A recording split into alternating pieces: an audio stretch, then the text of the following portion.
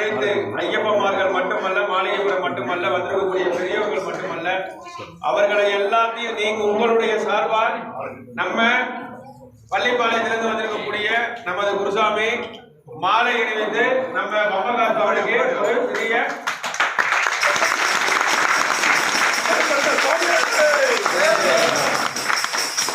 அதோடு மட்டுமல்ல,